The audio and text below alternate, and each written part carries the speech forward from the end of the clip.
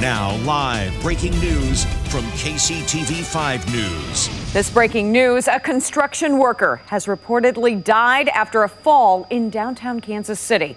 Happened near 15th and Baltimore around 10 o'clock this morning. Police say that worker fell 23 stories at the building site of the Loews Kansas City Convention Center Hotel. This is a live look you're seeing here now.